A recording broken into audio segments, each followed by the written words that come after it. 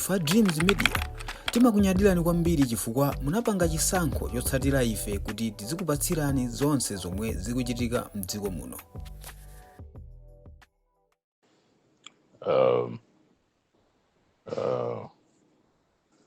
Good morning. Today is Tuesday. What a beautiful day it is, and the beautiful dreams for Malawians. Free education is possible from primary to secondary schools. Others are asking, what about boarding schools? That will have to be worked out because we are talking about tuition and the other expenses that a child might encounter. So about the boarding, the operations of the free education in Malawi would work out a solution to that effect. Others were asking. Lero ndikufuna ndinene ngati movement ya Make Malawi Great Again.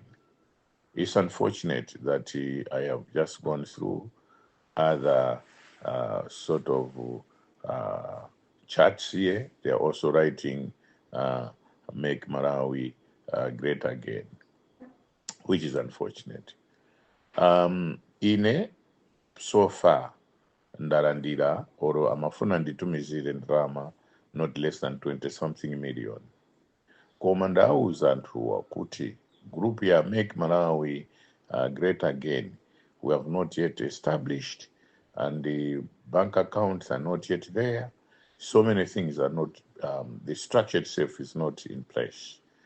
Ndeno ndauza sokuti panopo ife sitingatenge ndalama ya munthu wina aliyense, because the aim is not to have it as our survival kit. The aim is to educate Malawians. The aim is to tell Malawians what was happening, what is happening, people who have stolen money from public coffers, people that have misused their offices just because they were bosses, people that recruited their relatives, girlfriends, government institutions, people that are hiding tons and tons and tons and tons of maize. And one of the objectives is also to protect the president. We want the president to operate or lead freely without any hindrance or any interruption from anybody here in the country. Then so tukufuna kuti future democracy ipitilire. People should be able to take criticisms. People should be able to appreciate when somebody is saying this is wrong. Koma a culture of impunity siufunika in a multi-party democracy. And the parties must respect each and every individual, no matter how popular that party may be. Koma zichita kulemekeza munthu aliyense chifukwa munthu uyo. In an adage, an English adage of say, there cannot be a society without an individual. An individual forms that society. So if you tunena kuti, each and every individual person is very important in our society, very important again in our community. Ndeno panopo tubweza anujeni ndalama zimene zinafuna kuti tipasidwe zonse zena kubwezedwa chifukwa we have not yet more like told the president kuti achita approve chinthucho. If there is an input, let that input be in it here. So tisatenge ndalama ya munthu wina aliyense, and ndikuchenjeza aliyense amene afuna tenge ndalama in the name of this kuti ndalamazo ayi ife situfuna kuti tilemere pauje napa ayi, koma kuauza Malawi chilungamo cha how to protect a president and how to protect the future of democracy in our country. Chinanso ndofuna kuti Malawi muno mukhale a free society yachose ikhale kuti free from corruption. Corruption ndimene kupangisa kuti Malawi muno ma project ambiri asakhale ndi kuti atha kapena asirizidwa if anthu ambiri adi ya corruption. pali zina zake kunchewu World Bank inapereka ndrama kunchewu kuti akonzereza kacha mafumu chani, ndrama zonse zija zinadyedwa. Palibe ndi ndrama imene inapita ku project imene World Bank intended to do kunchewu uko, which is very sad. How can we promote democracy in a culture of theft, in a culture of dishonesty, in a culture of people that are not honest, people that are not there to help the people but help themselves. Then also make Malawi great again. Ikufuna kuti recruitment makamaka kuma nurses. Manurses taona kuti wodwara akhoza kupita kuchipatara, iwo ali apo akucheza pa WhatsApp pamene uja munthu uja is unattended or she's not attended to. There's many zitofuna kuti make Malawi great again, ipita all areas that retards development of our country. And so aziphunzisi ana akapita kusukulu mpeza ali pama WhatsApp ali busy, iwo sakulabadira kuti ana kutani yayi ana ena mavulala koma iwo akuti akufuna ntchito boma liziwalipira, ndi boma silingalipire such people pamene iwo ali pama WhatsApp mmalo mauti agwire ntchito imene analembedwera.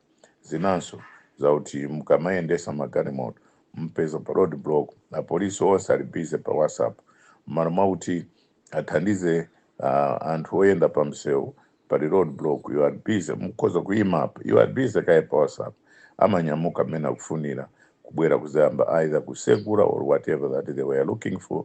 Atakhala pa WhatsApp more than 10 minutes iwo kuyembekeza pamenepo zimene zotofuna kuti zithe. That's a culture of impunity and we don't want that culture.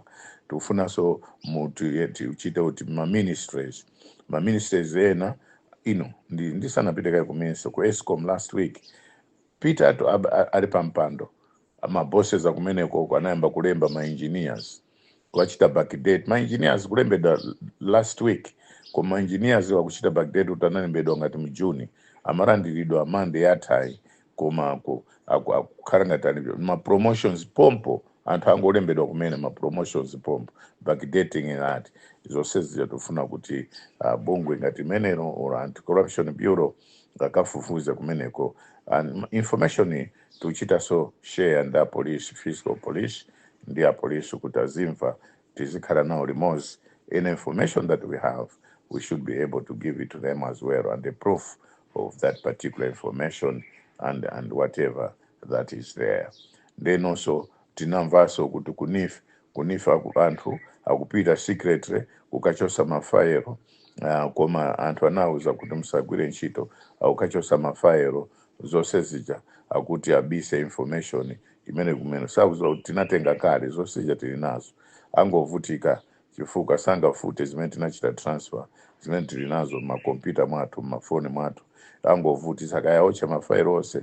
We have everything that is supposed to be done. So no ma MPs wonse amene makaperekera ku ame ma-order ku ame ku polisi amene amaperekera ma-order mu government institutions, ma MP akale a MCP osaja tili nanu noseno tili nanu tikuziwa zimene ma billions and billions mubweza zonse zibwerera kuboma zigwira ntchito zondrama kaya mwabisa kuti kaya ndi London kaya ndi munyumba kaya ndi kuti kaya mwabisa kaya kuti titenga tindi information imene yakuti inuyo simukuiziwa information imene ilipo. Tinakhala chete ifacha kuti kubwera overwhelming ine sinaziwa kuti Malawi are so patriotic like this. Kwabwera information that I never thought these things are taking place or they took place in Malawi. No. So no zosezo tili nazo koma ndichenjeze mwa ifeyo amene tufuna tulowe bungweri tikhale wokhulupirika tithandize Malawi, tisakhale personal ayi enough. We are just interim. You'll have to take over and help Malawians. Some of us will just be helping you knowledge wise and the skills, critical skills will be able to share with you so that you are able to do for Malawians and protect the leadership that we have it here and the future of democracy, and especially corruption. Kuti corruption ite marayi muno. Iso ndi information kuti ndithu zoona akuluakulu timasewera kwambiri m'malawi muno. Even institutions of higher learning, tertiary institutions of higher learning, ndithu kumapereka ma degrees kapena kupereka chani ndisiye za ma degrees koma kumalembaso anthu ndithu through corruption. Anthu ena, they are not supposed to be there, but they are there through kuziwana or mwana wa ndani wa chibale. Let us make these institutions pure. These institutions that they should be there for the sake of national development in the country, because an investment in education is an investment in national development. Then also paliso zina zimene panopo sininganene koma tilinazo zimene amalawi zazi zimuka pasokolo kuti zimene zimapangika. A president anena kuti he's not a president of a certain tribe, no. He's a president of all Malawians, of all regions, of all tribes. Why anena zimene? Because he was overwhelmingly voted by all Malawians, all tribes in the country. There was no Chewa, there was no Yao, there was no Ngone Msena, there was no Tonga, there was no Ngonde, there was no Mlambia, there is no Tumbuka. We were all on the line to vote for the president. And that's quite encouraging if we see the president being above political board and tell Malawians that he loves them all. That is very welcome news, and that is very welcome speech, and that speech was received all over and world over. And ayambikira kwambiri speech imene ananena Professor Arthur Peter Mutharika. Ndi ndikamanena kwa anthu kuti he is the greatest, anthu ena mati akaluwa mukuonjezera.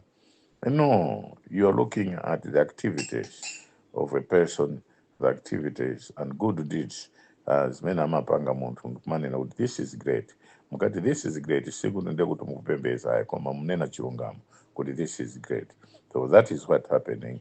I will say much more tomorrow. Good morning. Tikuyamikeni komanso kuthokozani popanga chisankho chokhala pamenepa kumvetsera komanso kuonera zomwe takubweretserani.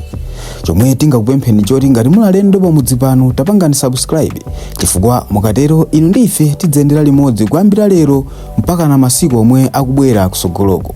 Timabweratu ndi nkhani zochokera ngodya zonse zinayi za mdziko lino, kotero kuti inu simukuyenera kuti mukhale kunja kwa nkhani zimenezi. Tapangani subscribe, like, comment komanso share kuti tikhale limodzi mu ulendo umenewu.